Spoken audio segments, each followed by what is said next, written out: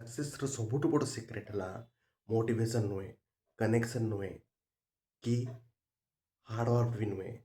ତ କ'ଣ ସବୁଠୁ ବଡ଼ ସିକ୍ରେଟ୍ ସକ୍ସେସ୍‌ର ପୁରା ଭିଡ଼ିଓ ଦେଖିଲେ ଜାଣିପାରିବେ କ'ଣ ସବୁଠୁ ବଡ଼ ସିକ୍ରେଟ୍।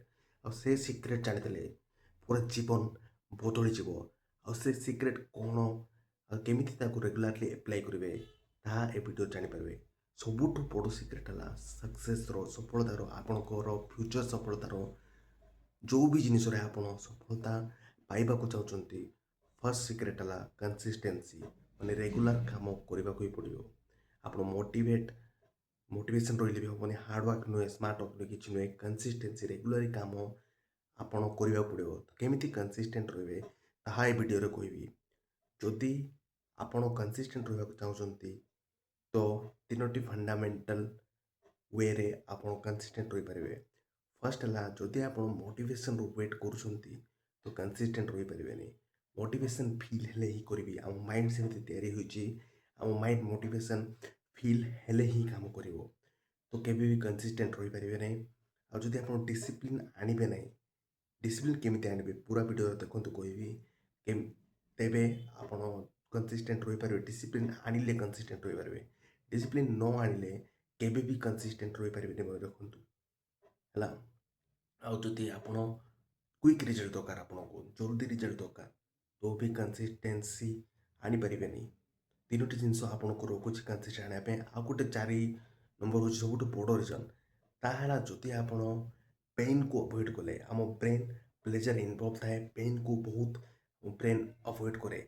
ତ ଯଦି ଆପଣ ପେନ୍‌କୁ ଆଭଏଡ଼୍ କଲେ ତ କେବେ ବି କନସିଷ୍ଟେନ୍ସି ରହିପାରେ। 2 ବର୍ଷ ଯାଏ ଯଦି ଆପଣ ରେଗୁଲାରଲି କାମ କଲେ ତ ଆପଣଙ୍କ ସାଙ୍ଗସାଥି ଯିଏ ବି ପୁରା ଚକିତ ହେଇଯିବେ, କେମିତି ଏତେ ବଡ଼ ଜିନିଷ ଅଚିଭ୍ କରିପାରିଲା।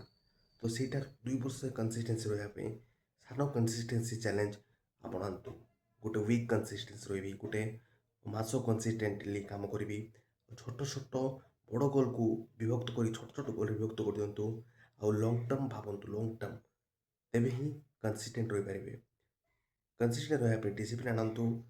କନସିଷ୍ଟେଣ୍ଟ ରହିବା ପାଇଁ ପ୍ରୋସେସ୍‌କୁ ଏନ୍ଜୟ କରନ୍ତୁ। ଯେଉଁ ପ୍ରୋସେସ୍‌ରେ ଆପଣ ରେଜଲ୍ଟ ପାଇବାକୁ ଚାହୁଁଛନ୍ତି, ସେ ପ୍ରୋସେସ୍‌କୁ ଏନ୍ଜୟ କରନ୍ତୁ। କନସିଷ୍ଟେଣ୍ଟଲି ଇଜିରେ ରହିଯିବେ। ପ୍ରୋସେସ୍‌କୁ ଆମେ ଏନ୍ଜୟ କରୁନୁ, ଜଲ୍ଦି ରେଜଲ୍ଟ ଦରକାର। ଯେତେ ଲେଟ୍ ରେଜଲ୍ଟ ମିଳିବ ସେତେ ବଡ଼ ରେଜଲ୍ଟ ମିଳିବ, ମନେ ରଖନ୍ତୁ। ତ ଆପଣ ଯଦି କନସିଷ୍ଟେଣ୍ଟ ରହିବାକୁ ଚାହୁଁଛନ୍ତି ତ କେବେ ବି ଗିଭ୍ ଅପ୍ କରନ୍ତୁ ନାହିଁ। କନସିଷ୍ଟେନ୍ସ ଆପଣ ରହିପାରିବେ। ଯେମିତି ହେଲେ ଆପଣ କନସିଷ୍ଟେଣ୍ଟ ରହିପାରିବେ। କେହି ବି ଆପଣଙ୍କୁ କନସିଷ୍ଟେନ୍ସି ରହିବା ପାଇଁ କହୁନି। ବାହାର ଦୁନିଆରେ କିଏ ବି କହୁନି କି ଆପଣ କନସିଷ୍ଟେନ୍ସିରେ କାମ କରନ୍ତୁନି। ଆପଣ ନିଜେ ହିଁ ନିଜର ଦୁଶ୍ମନ। ନିଜେ ହିଁ ନିଜର ଦୁଶ୍ମନ, ମନେ ରଖନ୍ତୁ। ଯଦି ଆପଣ ରେଗୁଲାର କନସିଷ୍ଟେଣ୍ଟଲି କାମ କଲେ ରେଜଲ୍ଟ ମିଳିବ ହିଁ ମିଳିବ। ତ ପ୍ରୋସେସ୍‌କୁ ଏନ୍ଜୟ କରନ୍ତୁ ଫାର୍ଷ୍ଟ।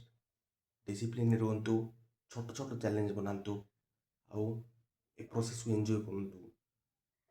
ଆପଣ ମନ କହିବ ଏ କାମ କ୍ୱିଟ୍ କରେ, କିନ୍ତୁ ଯଦି ଆପଣ ରେଗୁଲାରଲି କରିବେ, ମନକୁ କଣ୍ଟ୍ରୋଲ୍ କରିକି ରେଗୁଲାରଲି କାମ କଲେ ତ ଗ୍ୟାରେଣ୍ଟି ଆପଣଙ୍କୁ ବଡ଼ ସଫଳତା ମିଳିବ। ଏ ଭିଡ଼ିଓରେ ଆପଣଙ୍କୁ ସବୁ ଷ୍ଟେପ୍ କହିଥିଲି କେମିତି କନସିଷ୍ଟେଣ୍ଟ ରହିବେ। କେମିତି ଗୋଟେ ଜିନିଷ ଯଦି ଆପଣ ଆପଣାଇ ଦେଲେ ତ ଆପଣ ସବୁ କିଛି ଆଚିଭ୍ କରିପାରିବେ ଦୁନିଆର। ଆଉ କିଛି ଅସମ୍ଭବ ରହିବନି। ଭଲ ଲାଗିଲେ ସବସ୍କ୍ରାଇବ୍, ସେୟାର, ଲାଇକ୍, କମେଣ୍ଟ କରନ୍ତୁ।